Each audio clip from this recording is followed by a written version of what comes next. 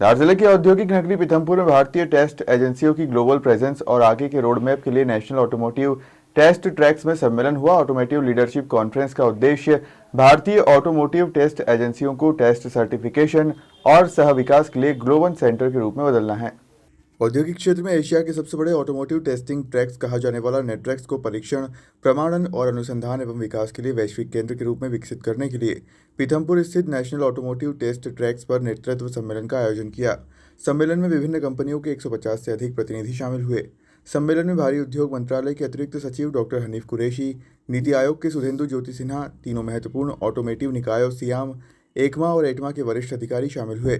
Doctor Hanif Qureshi ने media से बातचीत करते हुए कहा कि भारी उद्योग मंत्रालय के नेतृत्व वाली प्रमुख ईवी नीति भारतीय ऑटोमोटिव इकोसिस्टम में विद्युतीकरण को आकार दे रही है, लेकिन इससे भी महत्वपूर्ण बात यह है कि यह कई हितधारकों के साथ निकट परामर्श से हो रहा है। आज नेट्रैक्स जो ministry of heavy industries government of India की संस्था है, नेशनल ऑटोमोटिव टेस्ट ट्रैक्स, यहाँ पर एक ग्लोबल किस तरह से जाएं इंडिया की टेस्ट एजेंसीज, उस विषय पर एक आज कॉन्फ्रेंस यहाँ पे हुई है, जिसमें इंडिया में मुख्य रूप से 9 टेस्टिंग एजेंसीज़ हैं, जिनमें से जो CMVR 126 रूल में 4 टेस्ट एजेंसीज़ ऐसी हैं जो व्हीकल्स को सर्टिफाई करती हैं और मिनिस्ट्री ऑफ हेवी इंडस्ट्रीज़ के अंदर आती हैं। एक GRC है चेन्नई में, एक ARI है पूना में, और ICAT है मानेसर गुड़गांव में, और ये नेट्रैक्स है इंदौर में। तो ये जो चारों टेस्टिंग एजेंसीज़ का काम ये है कि जो भी नई गाड़ी अगर किसी को भारतवर्ष में चलानी है, चाहे वो 2 व्हीलर हो, 3 व्हीलर, 4 व्हीलर, बस या ट्रक हो, तो उसकी सर्टिफिकेशन यहाँ पर करानी पड़ती है। उसके लिए यहाँ पे बहुत एडवांस्ड इक्विपमेंट लगे हुए हैं, बहुत अच्छे ट्रैक्स बने हुए हैं। आज का जो विषय था वो ये था कि विदेशों से भी बहुत गाड़ियाँ आती हैं और इंडिया की अब इंडस्ट्री 14% गाड़ियाँ एक्सपोर्ट भी करती है। तो जो दूसरे देशों के रूल्स और रेगुलेशंस हैं, उनके साथ किस तरह से तालमेल हो और कैसे जो भारत के सर्टिफिकेट्स दिए जाते हैं उनकी ग्लोबल एक्सेप्टेंस हो, इसके लिए क्या टेक्नोलॉजी की आवश्यकता होगी।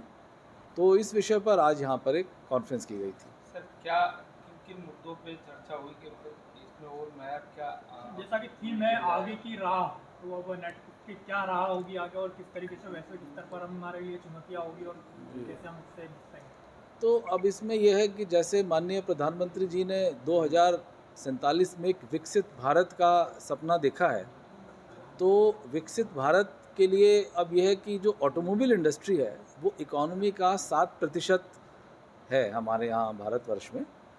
तो इकोनॉमी को आगे ले जाने के लिए ऑटोमोबाइल सेक्टर एक बड़ा अहम उसका कंपोनेंट है, और ऑटोमोबाइल्स में जब तक हमारे यहाँ अच्छी टेस्टिंग नहीं होगी, अच्छी R&D नहीं होगी, तब तक हम इस लक्ष्य को प्राप्त नहीं कर सकते हैं।